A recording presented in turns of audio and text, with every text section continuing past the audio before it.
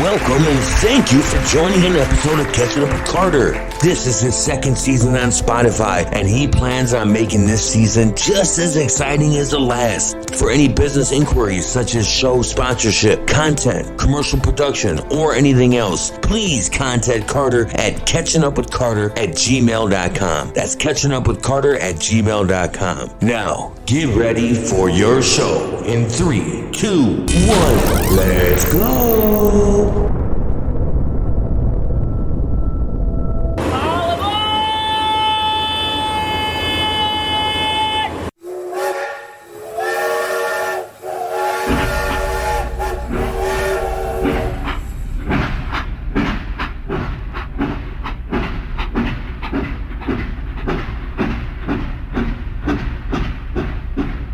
Hello and welcome everybody. Thank you so much for joining one of my podcasts. If it's one of your first times or it's one of the times, multiple times, you know what I mean? Thank you.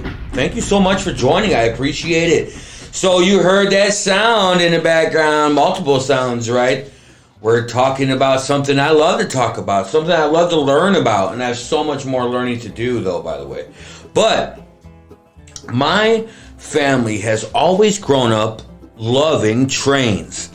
Always. I remember we had a train table and a set way back in the day in the 80s in my basement, and I've seen many model train sets, but I've always had a passion for trains themselves. My dad does also, my brother does also, and I think trains are just so cool. I really do. And I moved a few years ago out to Rochelle, Illinois, where I live currently, and at the time when my fiance and I Googled it, I think it was like 80 to 120 trains a day. And we got a house that was the last house on the street right next to the train tracks. And there were some moments that were, a little frustrating. But for the most part, I saw some cool things happen. I really did. I saw some really neat things and really loved watching the trains go by. Well, something that my dad also and my brother and myself have always tried to keep alive is travel. So many people get attached to indoor stuff, whether it be games or phones or tablets or TVs or Netflix or whatever it may be. And I love all that stuff too, trust me. But I love to travel and I love to keep history alive, museums. So there's this magical place in Union, Illinois that I've been going to since I can remember. My parents have pictures of me on trains, in front of trains, and it's a huge facility in Union, Illinois, not far from Chicago, not far from Rockford, not far from really anywhere, in the northern Illinois, southern Wisconsin area. And if you haven't been there and you're a train fan and you're from far away, I'm telling you, there's people that travel from across the ocean to see this place. It's the biggest railway museum in the United States, and it's not far from most of the people listening to this podcast right now. So I'm super excited because I've wanted to interview somebody from there. It's been 5 years since I've been there, so I'm definitely due for a visit. And I tell you folks, all ages you want to go. You don't only get to look at classic and so many cool trains and things to deal with trains. You get to go on a lot of them. And they keep them the way they were in that era too, like passenger trains and whatnot. I'm telling you, it is worth the visit, whether it be by yourself or as a couple or with some kids or whatever. It is a great time, the Illinois Railway Museum. It was founded in 1953. It's the largest museum of its kind in America. Like I mentioned, you can ride historic trains on the museum's 5-mile demonstration railroad. So you get to ride them too. I forgot about that. See giant steam locomotives, powerful diesels, and elegant electric cars on display and in operation. Enjoy educational displays, a train-themed playground for the children. See how thoughtful they are? And immersive exhibits. Bring a picnic, or you could even dine at the Central Avenue Diner. The museum's collection includes such highlights as the Nebraska Zephyr Streamliner, featured in the movie A League of Their Own. Duh! What about the Rockford Peaches? The 1941 Electroliner train, which helped inspire Japan's famous bullet trains. the last surviving Green Hornet streetcar from Chicago, and 1918 steam locomotive originally built for exports to Imperial Russia. This place is so cool, and I'm so honored because this is actually Super Bowl Sunday. But I'm not a big football fan because my team, the amazing, almighty Green Bay Packers, decided they wanted to take a little break from winning. You know what I'm saying? They get tired of winning all the time. But anyway, I'm not a big football fan like that right now.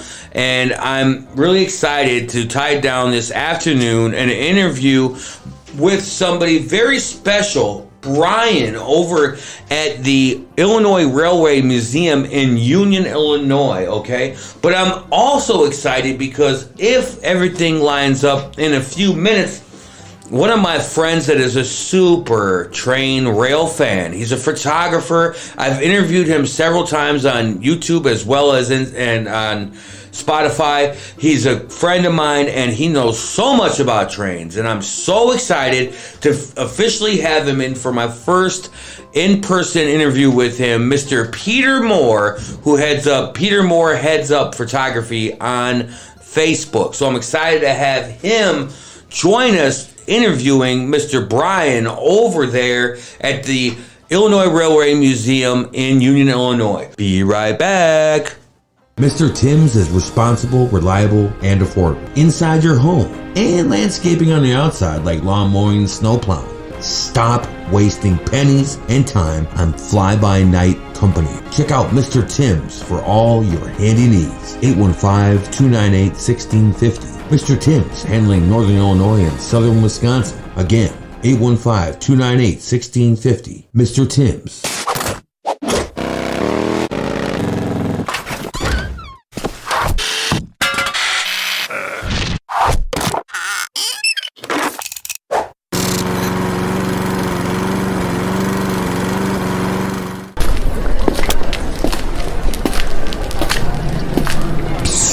Come here. Hey, yeah, you. Come here. Listen, I know that you know that guy, you know the guy that came out this last year back after 10 years, and now he's back. He's been back for 53 plus episodes, and 2024 is gonna be better. But listen, he works hard, this guy. They call him Carter. You know him. You remember his name. Anyway, I remember. Listen, Carter, he's looking for that content. So if you know a guest, or you're a guest, you're somebody that knows about a hobby or a crazy cool story or something just out of this world that other people should know about, he wants to know. Quit holding out. Hit him up an email, please, as soon as you can, at catchingupwithcarter@gmail.com. And don't mess up, there's no G in it. I know, he can't spell. catchingupwithcarter@gmail.com. Just send him an email. We want 2024 to be better. So let's get this content to us, okay? catchingupwithcarter@gmail.com. All right, back to the show. Welcome back, everybody, to the Catching Up with Carter show right here on Spotify. I'm so excited to have a double guest. I got my guy that's a photographer, rail fender extraordinaire, Peter Moore here, and I have Brian from the Illinois Railway Museum. Welcome, Brian. Thank you, Jeff. It's a pleasure to be here for a first-time ever interview. Yeah, I'm excited. He told me off the air that he had not done a podcast before, so I'm excited to have a memory for all of us. Brian, tell me, the Illinois Railway Museum has been something that I've been going to since I was a kid, and I just love it there. And I want more and more people to know about this place. Could you tell me some brief history stuff about the Illinois Railway? Okay, we'll do the history first, and then we'll talk about the stuff that's more interesting and what's fun about the museum. Yeah, that too. You're right. Well, to knock off the history for the people who are going to take notes, it all started back before World War II.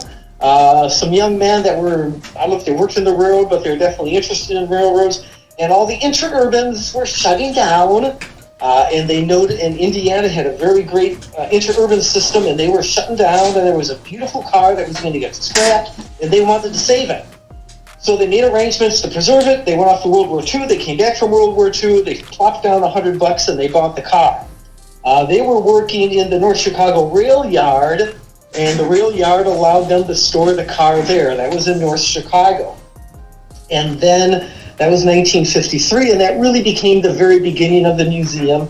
And it just was a place to store stuff, but they eventually were able to let the public come in. There was a way to get there. There were parking lots around, but it wasn't a great facility. And eventually they had to move because that rail yard was either being remodeled or torn down. They ended up first buying the right-of-way out by Union. There used to be a train track out by Union, Illinois, long ways from North Chicago. And they bought that railway right away because it was inexpensive, and you just don't find that kind of asset around. And they figured if they got kicked out of North Chicago, at least they could store stuff in Union. But they were looking at other locations, didn't really care for Union. It was kind of out of the way. But they could never beat that having that railroad line.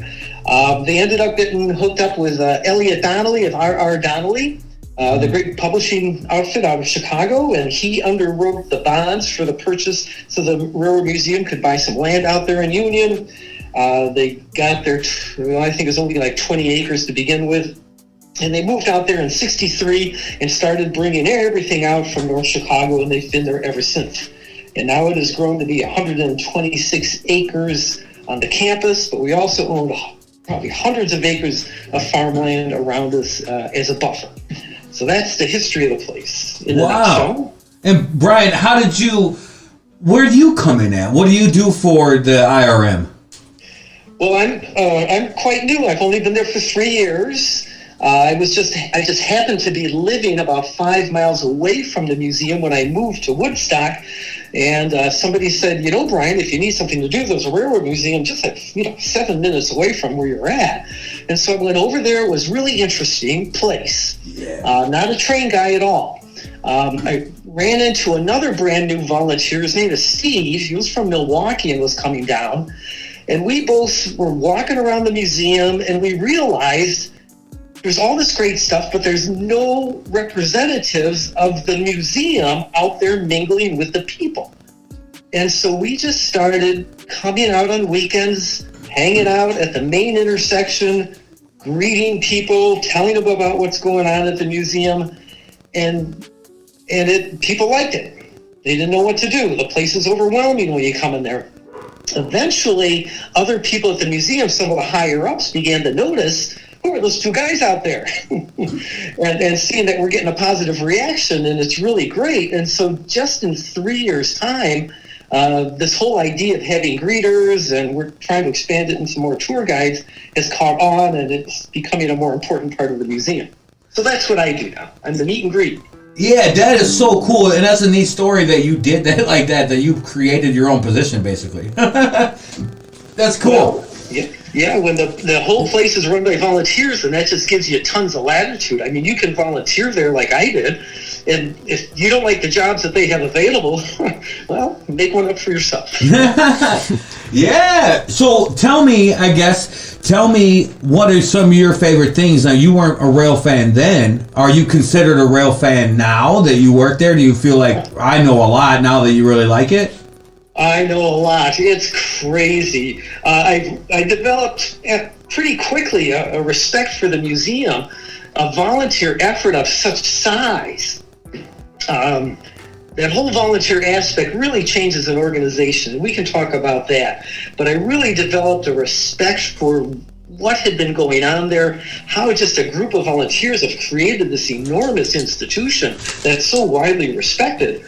And then, of course, I began to learn about trains, all sorts of stuff about trains, and fascinated with their history, especially through the area here in DeKalb and Rochelle, where I live and where you live. Yeah. This is a famous train line here, and the train line that goes right by where the museum is a super famous train line.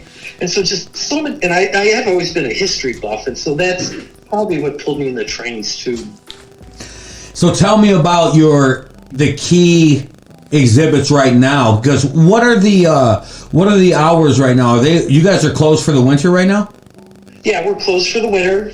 We'll be running a special feature with Easter Bunny trains coming up in those weekends before Easter. And then this year we're going to open a little early on the weekends in May, and then it's 7 days a week during the summer months after Memorial Day. Oh, okay, that's so cool. Okay, So what do you guys do? Is there a new exhibit every year, or is it pretty much the same exhibits? Tell me some things about your exhibits right now, Brian, or that we're gonna see, I guess. Well, I think exhibits. Well, okay. The place is a town. Right. When you show up there, it's not like a museum where you got a couple of buildings you can walk through. When you pull up, and this is what really blows people away, is they get there and they're like, "Oh my gosh, this place is enormous." It is. It's 120 acres. You can walk around. It's really a town. It's got 2 miles of streets and sidewalks. It's got stores. It's got libraries, it's parks, restaurants. We've got museums on our museum. We got a gallery. We got a train station. We got our trolley running around. We got buses driving up and down the streets, and it's a town. And so you can explore it like a town. We also have our big display buildings where all of the train equipment is. And so, the most important thing at the museum is what's inside all those big display barns. Yeah. But the other museums we have on the campus are really interesting. There's 3 standalone museums. One of them features dishware that was used on the trains, and the other 2 museums are part of railroad. They specifically refer to a specific railroad company. So the Milwaukee Road Museum, and just opening now, the Chicago and Northwestern Museum. Oh, nice. Yeah, I was thinking when I say exhibit, I guess I meant what are some favorite things of yours that you have? Because there's a lot of different trains there. I know I've been on them, and that's what I love about the museum is that there's so much hands-on where some places you have to look just on the outside. But you have them maintained to where it would look like that era, and I love that. Yeah, well, with the whole town environment, yeah, it is. When we warm up the 1630, which is our big steam locomotive, and it's ready to hit the tracks, it has to back out and cross the main street right by the restaurant. Everybody there's eating, and they get to watch this thing go by, and it's blowing all the smoke and it ringing its bells, and the people on the sidewalks got to stop and watch it go by. It just really is. It's really get the feel of a town. And then if you go out to the train station to pick up the train to go for a ride out into the country, that's a great old building that we moved out to the museum, and it's actually got a museum inside of the train station as well. But again, you get out there at the edge of town, and there's the train station, just like there would have been the train station on the edge of town. If you go walking around on some of the streets that take you to the edge of the town, you're going to see railroad tracks that we've laid, and you'll just see trains displayed everywhere outdoors. And so it's a wonderful place to explore. It'll keep a whole family and kids busy for the entire day. Yeah. And that steam train, Brian, are those rides? Is that offered every day during when you open up full throttle, or is that only on the weekends? Well, we do on the main train line that runs out of the train station on the north side of town. Once we get in, there'll always be trains running there. Now, since the museum here's the thing: since the museum is all volunteers. I mean, the only paid workers are the kids that work in the restaurant and are the clerks in some of the stores, but everyone else is volunteers. Volunteers love to come and work on Saturday, so if you show up on a Saturday, everything is clicking, everything's running. You show up on a Sunday, and most of the volunteers are there, but some of them are at church and some are sleeping in, and so things get started running a little bit late. Some things might not open up. If you come on a weekday, a lot of volunteers are at work. They're not going to make it out there. Right. So weekdays, you're not going to have so many trains running. You might not even have all the exhibits open because there's no volunteers to staff it. So, I really encourage people to come on any of our event weekends. Those are always fully staffed and everything's running, or on any Saturday and to a slightly lesser degree Sunday. On those 2 days, you'll be sure to get a steam engine, an electric train running out on a ride out into the country, and there'll be a trolley that'll be driving around the town. If the bus people are there, there'll be buses driving up and down the street as well. We've got a trolley bus collection. You can also hop on the trolley buses and ride them. On the weekdays, it'll a lot of times just be a small electric train on the country ride, and there may or may not be a trolley going around town. And so that's a big difference. Yeah. I didn't even know. I forgot that you can ride the train too. I have never ridden the steam train out there, but I forgot you can do that. And that's a 5-mile track or something like that. Yeah, we've got 5 miles of track. There's a little bit more right away that we run up against a creek, the Kishwaukee River, one of the tributaries of it. And we don't have the money to build a bridge. If we could almost get to the west edge of Huntley, but right now we stop at that creek. And so that gives us about a 5-mile run that goes from the creek all the way into Huntley, where the track got disappeared and became paved over, and it ends there. Oh, okay. Okay. Well, I know we mentioned off a little bit about, not going too far into events, but one event that I always hear about that seems to do really well is this Thomas and Friends, right? Yeah. Let's talk about the events. We've got 3 different types of events. Yeah. One is events that occur on regular admission dates when there's no special extra expense involved. And some of those events are tons of fun. One is the weekend when we have the vintage cars and trucks out there. Yeah. We'll have a good 500 vintage cars and trucks. Every single one of the parks in the whole town, the streets will be all lined up with just cars everywhere. And it's just a blast with the activity that goes on that day. And it doesn't cost any extra price to the admission fee. The other one that's really fun is bus day, is when we've got the buses running all day long, and they've got different games that they play. We have the Railroad Post Office Day weekend, and that's when we actually bring out the railroad post office that was used after the Pony Express. And before trucks were taking the mail, it was all delivered by train. And that's back when you had the sack of mail. The train would go ripping through town. They would kick out the sack of mail to drop it off, and then they would have to snag off the hook the mail that's being picked up on these cross-country routes. And we have a working post office train, and we run that. And you can ride in the train, and you can watch the workers do the transfer from the inside, but then you can also sit outside when the train goes ripping past and see if the guys get it done right with the hook while you're up down at ground level. And that's cool. Yeah, that's really a fun day. Diesel Days is fun when we've got all of our diesel days out. And Pumpkin Day is the pumpkins before the weekend, before Halloween, where the kids get to ride the train out to the pumpkin patch, pick up pumpkins. That's a lot of fun. And so that's one type of events. Then we have special ticketed events, and that's like Thomas, where Thomas and Percy show up. And for our museum, they come for 2 weekends. The whole museum is just transferred into a gigantic 100-acre Percy and Thomas a festival. And it brings in tons of people. What's his name? Mr. Toppin Hat is there walking around. He's the engineer with Percy and Thomas. And it's just we have magic shows. There's all sorts of stuff going on. And it's a fantastic event. But you do have to buy a special ticket, and it costs a little bit more. Our train with the Easter Bunny photo shoot op, that's a special ticket that you buy for your particular time to go see the Easter Bunny. And then also our Santa Claus train. That's another special ticket event where you get a specific time slot for your train ride with Santa Claus. And then the last type of events we have are premier events. And that's like special photo shoot opportunities at night where we'll set up fancy lighting, and so people can come out and really get some beautiful staged photographs with the trains, with people in costumes and special lighting.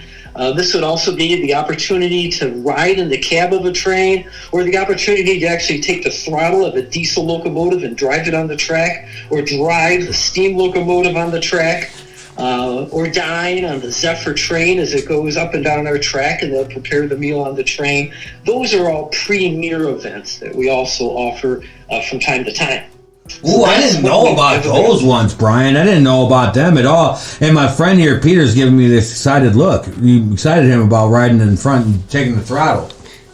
Oh, yeah, man, those things sell out. That's That's a Father's Day gift or a birthday present. I mean, that is one heck of a gift to give to the train enthusiast. Wow. What now? I want to involve Peter here. He's been so quiet. Peter, when's the last time you went to the museum there? I actually went there in December when they had the Christmas train running, and they actually lit up the steam engines that were sitting out there on display out there. They decorated them all with Christmas lights. I bet that was so cool. A couple of the trains, they had wreaths on them that were moving, so that was really cool. Well, we should have met each other because I would have been right at the front gate when you came in. Yeah, I was probably the one that came in and said I wasn't going to ride the train. Can I take pictures? You might be the one I talked to. Actually, that kind of rings a bell. What a small world, And I guess we let you in. Yeah, you guys did. It was the same price, so it was good. Yeah, Peter, he's a big fan of rail. He takes a lot of photos up and down Illinois and Iowa and some other places now. He's expanding. I got a question for you. Please do. You got any new locomotives or anything coming in anytime soon? We always have new things coming in. It's amazing. We always said that we had 500 pieces of rolling stock equipment was our standard statistic, but ended up recently, and we're going to be pushing it up to 600 the way things are going not too long. I mean, the three things that are quite new is another 1929 Pullman car, and it's a mid-train car, which means it's not the parlor car at the end of the train. If your parlor car is the last car of the train, that's the real expensive ride. Those people pay the bucks because they get to go outside on the back porch and have a wide open view. But they also make the Pullman cars that were in the middle of the train, and those were for people that still wanted to be treated right, but they didn't want to fork out that much money. And that's what we bought. It's a wonderful, actually one of our volunteers paid for this train. And so now he's got it out at the museum. We also got a couple more bi-levels from the Chicago and Northwestern, and those we need for our Santa Claus train because we got more and more kids that we want to take out with the Santa Claus train, and these bi-levels will be great for that. And then we got a Milwaukee Road buffet car. This is a car that was in the middle of the train. It has its own full kitchen plus seating for 48. And that just showed up. I saw it on the track outside the museum just a couple of weeks ago. So those three are all quite new. Dang, they all sound neat. I can't wait. It's been a little while since I went, so go ahead, Peter. Another question. For some of these jobs, you need any special requirements, like to drive the train and stuff? Do you need any training, or they do on training there? We will do all the training on site. That's one of the, since we're running on old, it's not used anymore, but it's actual commercial track. And so so as a result, what we do on that commercial track, even though it's just for the museum, still has to meet all of the federal requirements. The people that are out there driving our train on our main track all have to take the rules testing. They have to be government certified. And we provide that education to our people in-house all the time. And a lot of our workers have gone on to work for Metro and other railroad companies. Walt Disney's been, scoops up a lot of our steam guys because they got steam engines down all over the place and they need people to work on them. And so, yeah, we'll do the training for getting the people to work on the trains, and you might end up with a career as well. Also for coming to the museum, if you want to just work on the trains, we'll do all the training for that as well. That is good to know. It's good to know. And it's important. We have to do that because, one of the things the museum faces is cross-generational transfer. Is, the older generation goes out, the newer generation's got to come in. Well, so if we want those skills done, we got to train people, show them how it's done.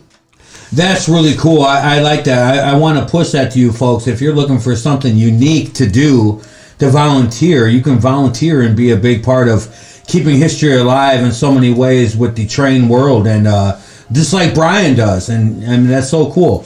You can just be there to help people, and that's neat to do that and still be able to see the huge enormous place that you're talking about. It's such a big place. Oh my gosh.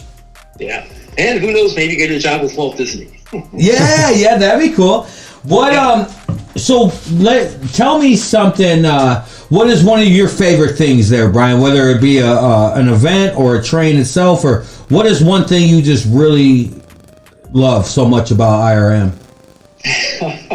Wow, I don't know if that's possible to say. I mean, I guess the favorite piece of equipment is the most famous one, and that's got to be the Zephyr. I really like the Electroliner. The Electroliner is an electric train. It used to run around the loop, but it looks like a train. It's really cool. And then it would get on where the Edens Expressway was, and it would zip up to Milwaukee. And it went between those two cities. It's really a cool train. They're doing restoration work, and I hope they get it done. It's been a while since it's been on the tracks. I guess That's a tough one. Huh? It is tough. The other thing I really, like about the museum a ton is just the way the place works with the volunteers. It makes it a real interesting organization when you remove money from the whole equation. Because people are there for different reasons. And so you get real interesting personalities. You don't have competition and other things that go on with a private sector corporation, even though the museum really is a multi-million-dollar corporation. And just the way people work, leadership is very different when it's an all-volunteer institution. So that I really enjoy about the place.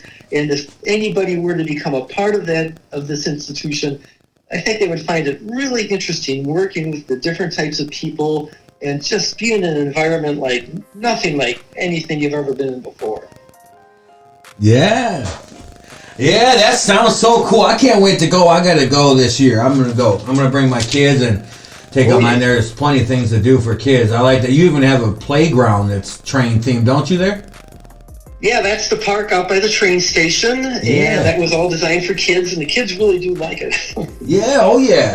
I can't wait to bring them. So what about, tell me like an aha moment you've had since becoming a volunteer there. What is a moment that you can share, Brian, that you're like, man, I just really love this position. I know what you just said about the fluid, everything, how volunteers are, but do you have an aha moment that you had was like, I can't believe I did this, or I met this, or did this, Well, probably my second year. Well, I've only been there 3 years, but this wasn't last year. It was the year before. It must have been my first year. But we had, there's a group of people that still owns and has their own private railroad cars. Just like they used to have in the olden days before airplanes. A rich family would actually own its own private railroad car. And if they were going to Florida, they would call and make arrangements for the railroad to come and get their car. Of course, their car was always the last one at the back of the train. So if there was going to be a caboose there, it was suddenly gone, and this guy's car was there. Well, we still have people like that have their own personal ranch houses on railroad cars. And they put them all together on a train, and they'll tour around different places around the country in the summer. And that year, they were in the Midwest, and they wanted to bring their train out to the museum. And so they showed up, and I went out to the museum. All the husbands want to go run around and look at the trains, but a bunch of the ladies were like, we've had it up here with trains. What's going on in town? And so they wanted to go into town and have some cocktails and just hang out and chill. And so I piled them into the car, drove them into Union, and they were going to text me when they were ready to come and get picked up. And so I went back to the museum. The day's going along, and I'm not hearing from them. And I look at my phone, and it has no charge. If they called me, I would never hear it ring. Oh, no. And it's like, oh my gosh, this is a disaster. And so I hopped in the car, I drove into Union, scouted around, and I found them. And in fact, I even had a drink with them before we went back to the museum. But we got back to the museum. I drove the car right up, down the streets, right up to the train station so they could get out, got on their train, and they took off. And at the very same time, there was another guy on the train but he couldn't take the train back to Chicago with these people because it would be too slow. He had to get to Chicago fast. He had to get to the metro station in Woodstock, which is 15 minutes away, and he had 10 minutes. And so since my car was right there at the train station, we piled him in and we raced off to Woodstock. And it just, that whole day where it was all impromptu, none of that was planned. It's just like, this is a cool place to work. Yeah. This is the kind of stuff that can happen to you. Yeah, that's a cool little story. And the other story I like that you told me on the phone the first time we spoke was, you're like, well, a lot of people come here, even people from overseas. And didn't you say somebody came from overseas and met you? Yeah, that happened. I swear we have more people come from overseas than right here, right in McHenry County where the museum is. Yeah, you stand out there on the corner, and one of the first questions is he asks, where'd you come from today? And it's, for 4 weekends in a row, it was, we're from Germany, we're from Germany, we're from Germany, we're from Germany, we're from Switzerland, we're from Australia. And it's like, oh my gosh. And the guy from Australia, he comes walking up to us. Steve was probably working that week, and he goes, I just took a taxi cab all the way from Chicago out here in the middle of nowhere in Union. How in the world am I going to get back to Chicago? And I told him, well, at the end of the day, to come back here and hunt me down, which he did. And, I drove him into Woodstock so he could catch the metro train back into Chicago. And that's really cool to think of this person came from Australia and you're the one to orchestrate all that to help him out. That is really cool. That is really cool.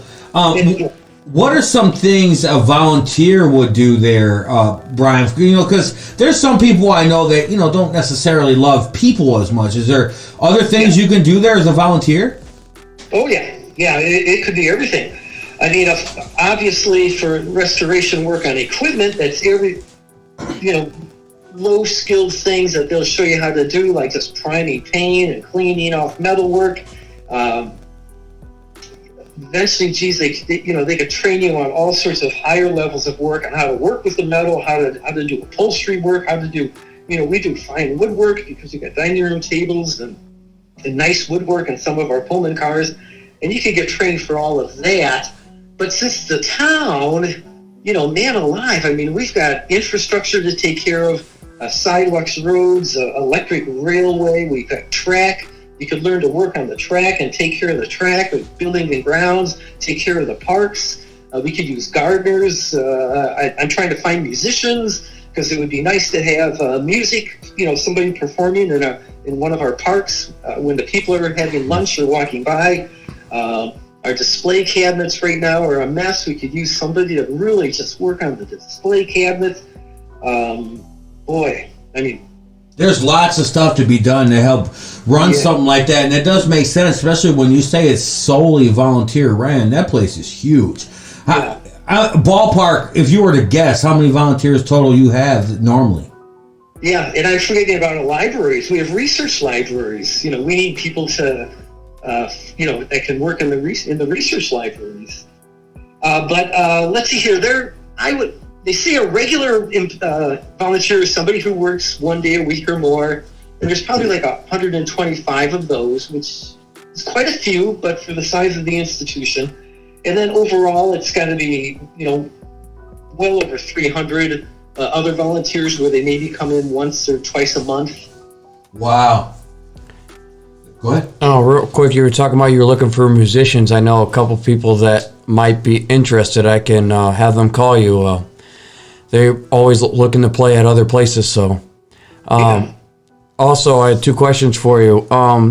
You were talking about Metra earlier, and I know Metra is eventually supposed to come out that way. Are you guys talking about or planning to have a platform for people to stop there if they want to come see the museum and just ride Metra? That was a killer. The headline in the paper was, Metra extends rail service past Railroad Museum but will not stop there. So, really? They already said that? No, that wasn't really the headline. That was the one we made up at the museum. Right. But that's what's happened, huh? But, that's, what does that start in? 2027, I think is what they're saying. So it would be nice if we could work with them, and I don't know if anyone is at the museum, but they really should, about, spending the money to get an outdoor platform It could either go right in Union where our track ends, and we could bring an electric train in there and pick people up and ride them out to the museum, or you do the platform right near the parking lot of our place. And geez, it just seems like there's got to be a way, and just do it for weekends, on Saturday and Sunday only. The train will stop and pick people up at the museum. So we'll have to see. I don't know what's going on with that, but man, that needs to be done. Yeah, I was gonna say that's like a no-brainer. You have another question, don't you? Yes. So last year I went to what was called Showcase Weekend, and they had it open all night, all weekend. It was fun, except for it rained. But I was wondering if you guys are going to do something like that again. Nothing that grand. Thank goodness. Is that too much? Yeah. They have one in here somewhere that's got longer hours, but nothing like that. That was done for our 70th anniversary celebration. They said I shouldn't say. Well, it's another joke. It's like, it's done in honor of the volunteers, and now we're going to make them work for 60 hours straight. It's like, what? But it was really a neat event. What was that exactly? What's it called? It was called Showcase Weekend. It was, like you said, the 75th anniversary, and it was literally all day long. They ran nonstop during the night. You could hop on the train and keep going all night. Oh, that's cool. Yeah. Yeah. I'm looking at the calendar. I thought except for it rained. That was the only thing. It rained a lot of the time. Yeah, well, I'd have to look up the details on some of these events. The 4th of July weekend. You said that you're having an event where people like dress up and stuff. They'll do that for the photo shoots. And when is that exactly? That I'd have to check on they just came up with the new calendar on the website, and so that I don't know. And sometimes these events don't get on the calendar until later on after they've got, everything set up. And so even though it may not be in the calendar now, it might show up later on if it becomes something where they get the staff and the people. So let's do it in September, so then it doesn't get onto our calendar till June or July. So we just have to watch for those types of things, which do seem to come up. Like I'm not aware of a dining thing on the Zephyr yet, but I wouldn't be surprised if one showed up. And the same with the photo shoots. I'm sure they're going to do it. We'll just have to see what days it's going to be. Well, thank you for that information. Yeah. Yeah. What you know what that would be called? Would that be a vintage transport? Yeah, the photo op usually does piggyback on one of those other event days. Oh, okay. Like Steam in the Fall, Diesel Days. I think there is stuff on Diesel Days. If you look on the calendar for that, for driving the locomotive. That's normally in August, if it's still the same. I don't know if it is this year. Yeah, that's still in August. Yep, and that's where you get to, if you want to drive the diesels, you can do it on Diesel Days. Steam in the Fall might be the opportunity for driving the steam engine, one of the steam engines. I think that's right. I'd have to look it up though. Yeah. I've actually learned a lot. I go to the museum and I know a lot about trains, and I've actually learned some stuff. So it's been interesting talking to you. Well, I appreciate that, and I would hope I would have at least some new information. When he said he was going to go, I told him I wanted to go. I didn't get a chance to go last year, but this year is definitely on my radar to go there and bring my kids because it's such a fun time. And that car show weekend is a fun weekend too, because I went there one weekend and I loved it. All the beautiful cars that were there too, out in the town. That's a fun time. That's in August, you said, right? Yeah. Yeah. And then one thing we're doing on a small basis is like escorted tours.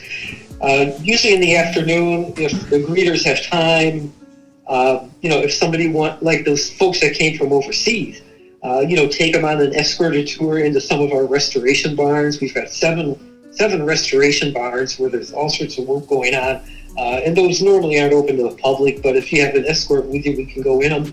We've got three display barns, but they're display barns we can't open to the public.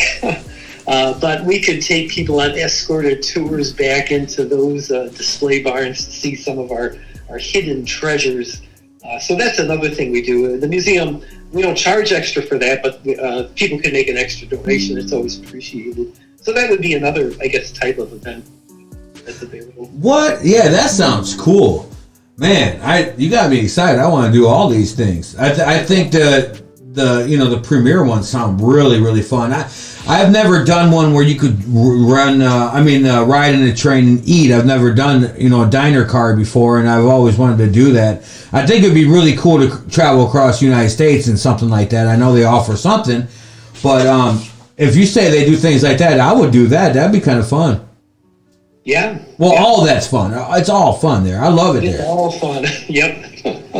My fiance, one thing that she liked the most about the place is, this is random, but we had a recent newborn. So she said, I never thought that I would be able to be breastfeeding in a rail car. Because I don't know if you still have it set up that way, but you had a rail car where you could go on and have your private area to breastfeed. Is that still there? Yeah, they'll set that up for busy events. That's the bus. One of the trolley buses will park out on one of the streets there near the main intersection. And it's the thing that's handy about a trolley bus is you park it, and because it's got the pole on the roof, you just lean it up against the wire, and voila, you got a building. It's air conditioned. It's got its own electrical source. It just sits out there, and you can use it for whatever you want. And they use it as a place for where the kids can go in with the parents, and it's comfortable. And so they do that. It's one of the advantages of having trolley buses around. I got another question for you. If you wanted to have like a big birthday party or a wedding or something big like that, could you have something like that there? Yeah, they'll do that. Yeah, the scouts come out. In fact, we have Scout Day. We had a wedding where they had the whole ceremony and the reception held out by the train station and with our trains. I bet that was cool. I better not say overnight camping. I don't think we do that. But definitely, yeah. And then, of course, private tours. We'll have groups come out that just want to have an escorted tour around the museum. We can do that. Oh. Yeah. That's awesome. Hey, that's a lot of stuff I learned. I didn't know you could do a lot of those things now. And if you want more of the premiere events, you just have to wait for them to pop up on the calendar, or you just call and ask, or... Yeah, if you were to call on and talk to Jan on the weekdays, she could probably tell you. But the easiest way is to just get on the website and then click on Diesel Days and Steam Days, and just look and see what's been posted on there, and you'll find almost everything there pretty fast. Yeah. Well, tell me anything else you have to say about the museum, Brian. Go ahead. You have the floor. Is there anything else you want to talk about? Why it's special? Oh, well, the future of the museum. Yeah. Let's hear it. Yeah. Well, one of the big things we're talking about is the generational transfer, trying to get in more young people to keep the place going for future generations in a powerful way. We're trying to build more storage buildings because the only way really to keep things from deteriorating is to get them under buildings. And so that's one of our really big pushes. The other thing we need at the museum really bad is a visitor center, a place for when you enter the museum, you can get the tickets right at the entrance where the gate is, have a facility there, which would have displays and restrooms, and it'd all be nice and warm. And then upstairs we need classrooms where we can do our educational training for our workers, for their authorization to run the trains. And so those are all things. We did acquire a turntable out in Denver a number of years ago. It was a working turntable, a really big one, really designed to carry heavyweight trains. And we have that all back at the museum, and it would be fantastic to get that turntable up and running someday. But that project, I think, is a ways down the road. But at least we have the turntable. Yeah. I didn't know that. That's really cool. What's that, Brian? What was the last thing you said? Oh, those are just some of the projects for the future to watch for. Oh, the future. Right. Yeah, that's really cool. I can't wait to go there again. It's exciting, and I want to get signed up on the volunteer thing too. Even if it's once a month, I would do that. I would do that to be able to be there and help out. Why not? Yeah, well, you'd be a great greeter. Well, I appreciate that. I really do. Yeah. Man, yeah, that's really exciting. So again, you said we open. When's the first thing that opens up? Because it feels we're almost to March already. So when's the first grant? You said you have the bunny event. When is that? The hop on something. Yeah, that's the weekends before Easter in March. And then you fully open. April. Yep. In April, just on the Sundays, and this I've never seen before, they're going to open up on a limited basis, just running electric trains only on the Sundays of April. That might be just kind of a way to get things warmed up and opened up at the museum. There's a lot of cleaning to do after the winter, and I think that'll be going on in April. This year in May, right away, the first part of May, we're going to open up on Saturdays and Sundays. The steam trains usually they didn't get out until Memorial Day, but it looks like this year they are going to try to get the steam a little earlier. It all depends. Our big steam locomotive has its federal inspection in May, and it has to pass that inspection. And that's always a big event. And when the inspector's there, and he's got the 1630 out there, and they're firing it up and testing it, and he's taking his readings. And is it going to pass so that we can use it on Labor Day? And so the steam will definitely be coming out in May, and it looks like they're shooting for the 12th. What I'm seeing here. And then the steam will operate on both Saturdays and Sundays for the entire months of June, July, and August. Man, got me excited. Are you excited, Brian?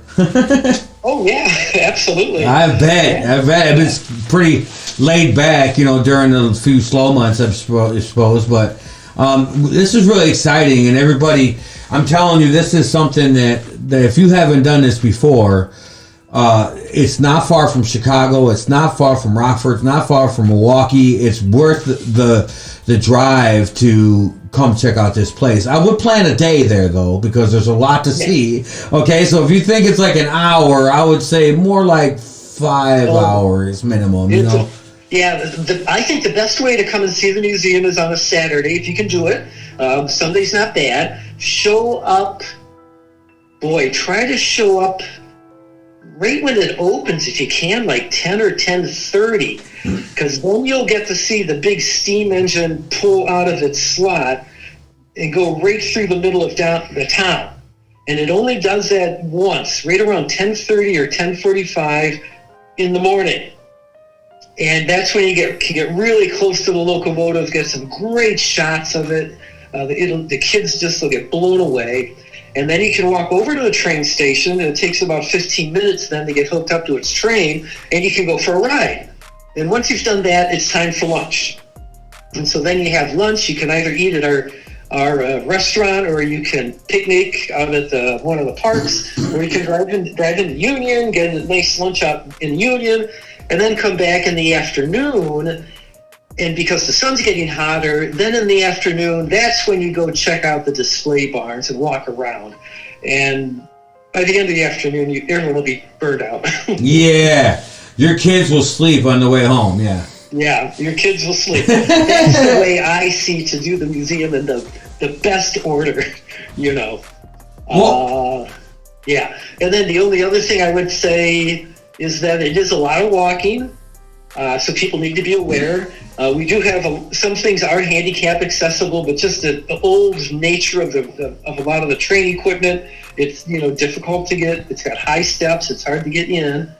Also, I've noticed that because we've got lots of railroad tracks, that carts, baby strollers, or even people's seat carts, motorized carts, if they've got small wheels, they can have trouble crossing the railroad tracks, and that's something that's I want people to be aware of. Absolutely. Well, Brian, I really appreciate your time on this Super Bowl Sunday to be able to meet with me and Peter over the phone. It's been a great conversation, and I'm really excited to go back there and volunteer.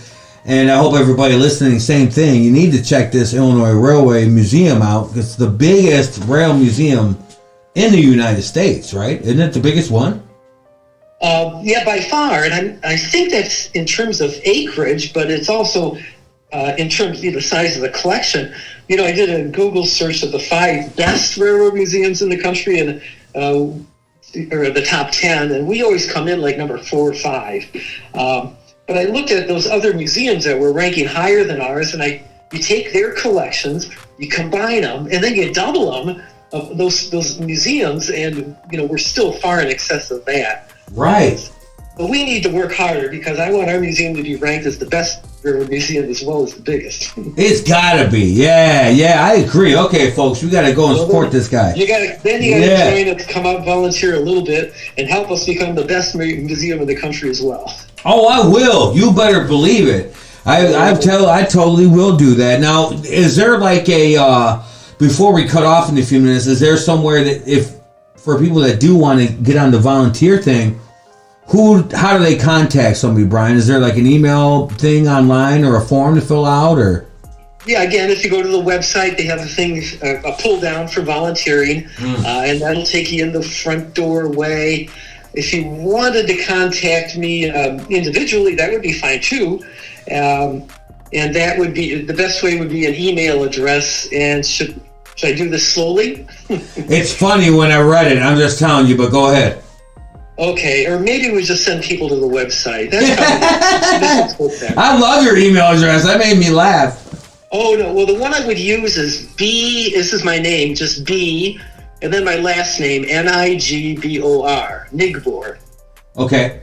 Nigbor, IRM at gmail.com. So it's B for Brian, Nigbor, Nigbor, IRM at gmail.com. That's perfect. Well, you hear that, folks. You got a summer of things to plan to take your kids or your family or your couple or by yourself. There is a million things to see at this train museum. And even if you weren't super into trains at first, I'm telling you, the experiences this place will let you have, and then the hands-on and being able to walk on so many different kinds. There is nowhere else like it. It's a really neat museum. I think it's one of my most favorite, and I've been to a lot of museums, but that's definitely one of my favorite ones I've ever been to. Yeah, it's a heck of a place. Yeah. All right. Yes. Well, thank you, Jeff. I appreciate the opportunity. Absolutely, Brian. Of course, and I know we're going to talk again because I definitely want to know about events when we get closer to them and anything else possible. I'm sure I'll come up with more questions, but I appreciate your time more than anything. I really do. No problem. Yeah, we can still delve in and talk about some of the equipment in detail. We have a whole collection of old buildings we've actually moved out there to preserve, so we have a collection of buildings as well. Just so many other detailed things that we could get into, but today we covered all the big stuff. Yeah, thanks for all the information, and thanks, Jeff, for having me on here.